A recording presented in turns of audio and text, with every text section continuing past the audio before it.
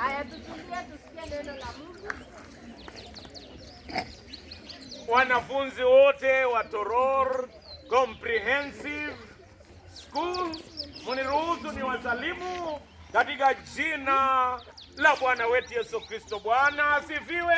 Asifiwe Yesu Mwokozi. Bwana asifiwe.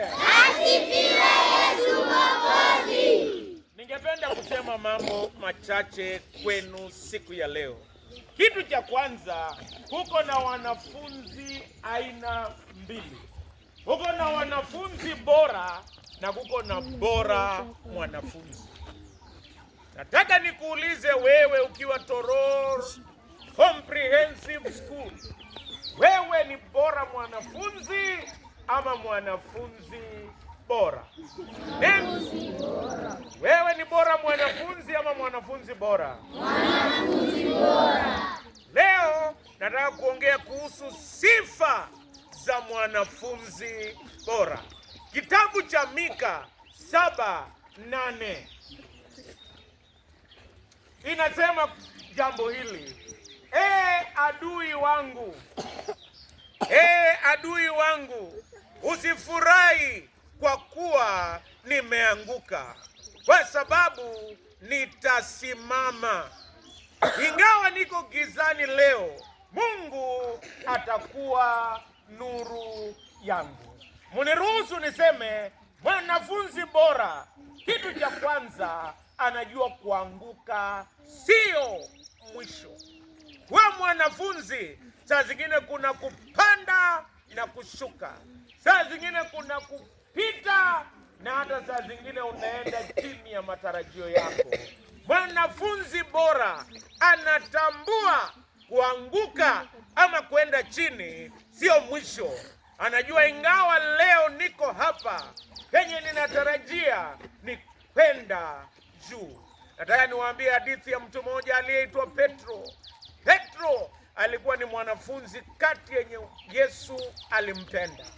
Siku moja Yesu aliposhikwa, Petro alianguka mara 3, akakana Yesu Kristo mara 3, lakini akajua kuanguka sio mwisho. Wanasema failure is not fatal, neither is it final. Hata ukiwa chini leo, saa zingine haukufanya kwa mtihani vile ulitarajia, saa zingine haukufikia malengo yako, kuanguka sio mwisho. Petro alianguka mara 3, lakini Mungu alimsaidia, akaamka na akasimama na akaendelea na akamaliza kama mwanafunzi hodari. Yenye umefanya leo haitabakia hivyo milele. Kama ulikuwa chini, it will not remain like that forever. Mwambie jirani yako, haitabakia hivyo milele. Kuanguka sio mwisho. Kulemewa sio mwisho. Bwana asifiwe. Mwanafunzi yule ambaye ni bora mwanafunzi, yeye wakati mambo inageuka anaona ni mwisho. Wengine wanavunjika moyo, wengine wanaenda kujificha kwa mahindi, na wengine hawafiki shule na wanakula ndizi barabarani. Huyo ni bora mwanafunzi. Lakini mwanafunzi bora anajua kuanguka sio mwisho. Jambo la pili, mwanafunzi bora ni yule ambaye anaamka tena. Ingawa kwa leo niko chini, mwanafunzi bora anaamka tena. Kwa wale ambao ni wadogo wanajua, kabla mtoto hajajua kutembea, anaanguka mara mingi. Wengine wanaangukana mara 20. Kitu cha maana si kuanguka, kitu cha maana ni kuamka na kuendelea. Ninakwambia endelea, simama tena. Kwa hesabu saa zingine haukupata exceeding expectation, simama tena. Mtihani ambao unakuja, jiambie nitapata exceeding expectation. Kitu cha maana ni kusimama tena. Nataka niwaambie, kulikuwa na jamaa moja ambaye anaitwa Billy Conchela. Billy Conchela alikuwa mgonjwa. akashikwa na ugonjwa moja inaitwa tuberculosis na ingine inaitwa asthma. Watu walipomwangalia wakasema hatasimama tena. Alikuwa ameshinda 1987, alikuwa ameshinda gold medal Rome, Italy, mita 800. Mita 800 ni kukimbia mara ngapi kwa uwanja? Mara ngapi wanafunzi? Mara ngapi? 2. Yeye alikuwa mkimbiaji hodari. Alikuwa ameanguka kwa kupatwa na ugonjwa na watu wakafikiri hata kimbia, lakini 1991 alisimama tena. Ingawa wengine walimchekelea, lakini alijua atasimama tena na akakimbia, na kwa neema ya Mungu akapata dhahabu tena. Ambia jirani yako, nitasimama tena. Nitasimama tena. Hata ambia ule mwenye aliongoza darasa mwaka utamu hii, na ambie nitasimama tena. Usibakie penye uko siku zote, simama na uendelee katika jina la Yesu Kristo. Bwana asifiwe. Amen. Yusufu, ndugu za Yusufu walimtupa mara ya kwanza kwa shimo. Baadaye akawekwa gereza, lakini siku moja akawa prime minister. Alisimama tena.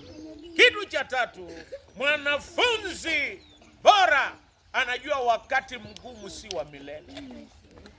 Unaweza kuwa gizani, anasema ingawa niko gizani, wakati mwingine tunakosa fedha ya karo, wakati mwingine tunasumbuka, hata masomo yanaonekana magumu, wakati mwingine mambo yanaonekana magumu, lakini alijua hata bakia gizani. Huyu mtumishi wa Mungu ambaye anaitwa Mika, nabii aliyehubiri wakati moja na Isaya, na hata akatabiri kuhusu Yesu Kristo, akasema giza haitabakia milele.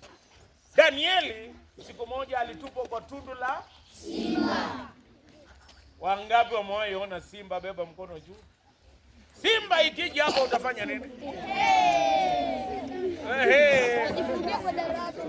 Wengine simba ikifika hapa mtafanya nini? Unaruka fence. Na ili mfuata wengine wanapanda miti, na wale wengine wafupi hawataweza panda miti, watafanya nini? Kulikuwa na mhubiri mmoja anaitwa Koskei. Koskei ni mhubiri ambaye yeye hakukuwa na miguu, alishikwa na ugonjwa wa polio. Akaambia watu simba ikikuja hapo wengine watatoroka, yeye ataingia chini ya meza, na saa zingine yeye ndio atapona.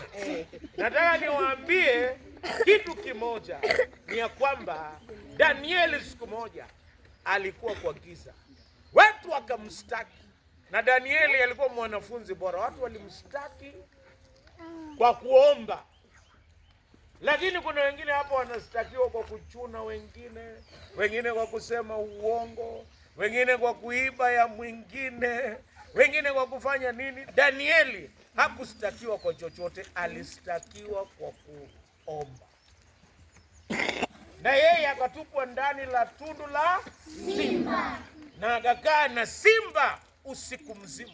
Mfalme hakulala, akataka kujua Danieli yako wapi. Danieli alijua kitu kimoja, alijua hata kama hako kwa giza sio milele, hata kama hako kwa tundu la simba sio milele. Na asubuhi mfalme alipoamka akakimbia kuenda kuona kama Danieli, mwanafunzi bora Danieli, kama ameangamia. Danieli akamuuliza, Danieli, je, Mungu wako alikuchunga? Akasema, Mungu alituma malaika wakafunga simba midomo, na mimi niko sawa. Haijalishi uko wapi, kama unakosa karo leo sio milele, Mungu atakufungulia njia. Kama ulikuwa chini sio milele, Mungu atakuwezesha. Kenya unapitia, nataka nikuambie sio milele. Giza sio milele. Jambo la 4, mwanafunzi bora anatambua Mungu ndiye nuru yake. Mungu atakufungulia njia, Mungu atakupa baraka, na Mungu atakupa ushindi. Huko na mtu mmoja anaitwa Ben Carson. aliandika kitabu kimoja kinaitwa Think Big. Yeye alipokuwa standard 6, standard grade 5, 6, alikuwanga namba la. Mpaka watu walikuwa wanamuitanga namba mshembe, namba mkia, mwisho kila wakati. Lakini mama yake akamwambia, Mungu ni nuru yako, utageuza historia yako kutoka namba ya mwisho mpaka ya kwanza. Na akamwambia utaona TV tena, utakuwa ukisoma. Na yeye akaamua kusoma. Nataka niwaambie kila mtu wako na ndoto yako. Mungu akiwa nuru yako, ndoto yako itatimia. Mungu akiwa nuru yako, ndoto yako itatimia. Ben Carson alisoma. Na yeye akafanya upasuaji ya kwanza ambaye separate watoto waliokuwa wameshikanishwa kwa kichwa. Kuna watoto wanaitwa Siamese twins, walikuwa wameshikanishwa kwa kichwa. Yeye akafanya upasuaji akawaseparate, kwa sababu Mungu alikuwa nuru yake. Haijalishi penye unataka kwenda, wacha Mungu akue nuru yako. Na ukiwa mwanafunzi bora, Mungu akue nuru yako, utashinda. Jambo la mwisho, mwanafunzi bora anajua mafanikio yake itanyamazisha adui wake. Kuna wale wanakuchekelea, lakini ukifanya vyema itanyamazisha wote. Ndiposa Mika anasema, ewe adui, usifurahi nimeanguka, nitasimama. Hata nikiwa kwa giza, Mungu atakuwa nuru yangu. Mungu wa amani awabariki. Huyu mtu anaitwa Goliathi. Goliathi alichekelea Daudi, akasema ni kijana mdogo, lakini Daudi akamshinda, na yeye Daudi akawa mshindi. Wangapi kati yetu, nikimalizia tusimame sote, wangapi kati yetu ni wanafunzi bora? Na wangapi kati yetu ni bora mwanafunzi? Wale ambao ni bora mwanafunzi, weka mkono chini. Okay. Ninyi wote ni bora mwanafunzi. Nauliza, wangapi kati yetu ni bora mwanafunzi? Weka mkono chini. Okay. Basi Mungu wa amani awabariki, na asanteni sana kwa kunikaribisha, na tuombe. Basi na tuombe. Baba mwenyezi na mwenye rehema, kubali kusikia maombi yetu, kubali kutubariki na kutuongoza. Umetuita tuwe wanafunzi bora, sio bora mwanafunzi. Bariki shule yetu ya Toror Comprehensive School. Bariki principal Lerida Martha Tuwe. Bariki pia na naibu wa walimu. Bariki na walimu wote. Bariki na wanafunzi. Hasa tuwakabidhi wote ambao watafanya mtihani mwaka huu mikononi mwako, na wanafunzi wote wabarikisha na kuweka wakfu kwako, kwa jina la Mungu Baba, Mwana na Roho Mtakatifu. Basi nataka nibariki wanafunzi, watakuja hapa mbele. Tutaanza na grade gani? 9. Grade 9 watakuja hapa mbele.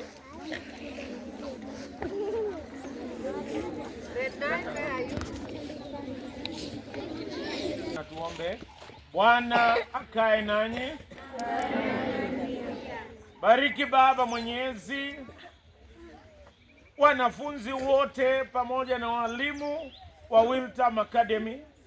Bariki matoleo ambayo wametoa. Bariki wazazi wao. Bariki na kazi ya mikono yao. Bariki na vyote walivyo navyo. Baba mwema, wabarikishe na kuweka wakfu matoleo haya, yatumike kwa utukufu wa jina lako na kwa manufaa ya kanisa lako na kwa manufaa ya kazi yako. Tuibarikisha na kuiweka wakfu kwako, kwa jina la Mungu Baba, Mwana na Roho Mtakatifu. Nyinyi ni wanafunzi bora ama bora wanafunzi? Wanafunzi bora. Msisahau ya kwamba Mungu ni nuru yenu. Mnapojitayarisha kwa mtihani, Mungu aongoze. Bwana akae nanyi. Bariki Baba Mwenyezi maji haya ambaye tutatumia kubariki watainiwa wa grade 9 wa shule yetu ya Toror Comprehensive School. Tuwabarikishe na kuweka wakfu maji haya kwa jina la Mungu Baba, Mwana na Roho Mtakatifu. Bariki Baba Mwenyezi, tuomba watainiwa wa mwaka huu wa 2026 Toror Comprehensive School. Wakumbushe yale ambayo wamefunzwa, wape bidii ya kusoma. Wabarikishe na kuweka wakfu kwako kwa jina la Mungu Baba, Mwana na Roho Mtakatifu. Wabariki wasomapo, waingiapo na watokapo kwa jina la Mungu Baba, Mwana na Roho Mtakatifu. Bwana akae nanyi, mbarikiwe na mtafanya vyema. Unataka kwenda shule gani? Sema yenye wewe unataka kwenda. Yote ambayo mmesema, Mungu awe nuru yenu. Bwana akae nanyi. Akae nawe pia. Wacha tuwe na grade 6. Nyinyi mnataka mpate nini kwa mtihani? Tunaomba Mungu awasaidie mpate nini? Exceeding. Baba Mwenyezi na mwenye rehema ambaye ni nuru yetu, waangazie watainiwa wa grade 6 Toror Comprehensive School. Wabarikisha na kuweka wakfu kwako. Wabariki wanaposoma na kutafakari, hata watakapoenda, hata wakati itakapofika, wabariki. Wabarikisha wao na masomo yao na kuweka wakfu, kiwapa afya njema na kuwalinda na kuwachunga. Tuwabarikisha kwa jina la Mungu Baba, Mwana na Roho Mtakatifu. Wabariki Baba Mwenyezi wanaposoma na kwa shughuli zao zote kwa jina la Mungu Baba, Mwana na Roho Mtakatifu. Tunaombea mfanikiwe na mpate nini? Exceeding expectation. Mwenyezi Mungu ubariki watoto hawa wanapojitayarisha kufanya mtihani wa kitaifa wa grade 3. Wabarikishe, tuweka wakfu kwako na kuwabarikisha, walinde na kuwachunga, wakinge, wape afya njema, wakumbushe yale ambao wamefunzwa. Tuwabarikishe na kuweka wakfu kwako kwa jina la Mungu Baba, Mwana na Roho Mtakatifu. Amen. Na wengine wote, Bwana akae nanyi. Mwenyezi Mungu awabariki na kuwalinda. Mwenyezi Mungu awaangalie kwa wema wake na kuwapa amani.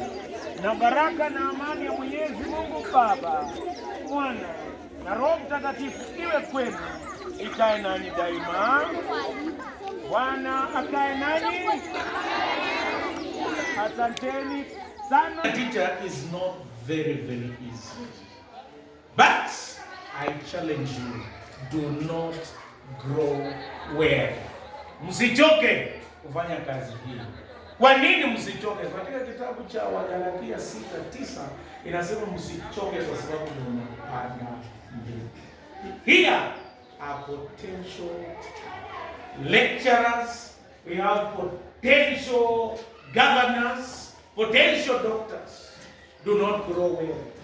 Sometimes people might not see what you are doing, but do not grow weary. You are planting a seed. Do not grow weary. You are planting a seed. Number 2, do not grow weary, because your work is important. It is not in vain. Shaping people who do not know how to speak until they speak English. Turning people from their mother tongue to English language. People who did not know how to count until they can count. Your work is important. Being a teacher is a noble calling. Like me, a priest and a teacher, there is no difference. We are called to serve the mind and the soul, but we are called to serve the individual. Your work is important. Number 3, do not grow weary, because God sees your faithfulness. You are here early, you leave late. People will complain, but God sees your faithfulness. Lastly, do not grow weary because you will harvest. You will harvest. The blessings will come. Even if you will not see them today, but they will come. Thank you for giving me the opportunity to share with you. Do not grow weary. Let us pray. Our dear Heavenly Father, we commit all our teachers of Torah Comprehensive School into your hands. Dear Lord, I pray that they will be encouraged. May they not grow weary. And dear Lord, we pray that you will bless their respective families, their husbands and wives, their sons and daughters. Dear Lord, I pray that you will bless their farms, bless the classes that they teach, and bless their children. Dear Lord, I pray that you will grant them good health. And our Heavenly Father, we want to bless and dedicate these teachers. The dear Lord, they will be a blessing to this institution and to the society. In the name of God the Father, the Son, and the Holy Spirit. May the Lord bless your going in and coming out. May they bless the works of your hands and your labor. May you lack nothing. In the name of God the Father, the Son, and the Holy Spirit. Amen. May the Lord bless you.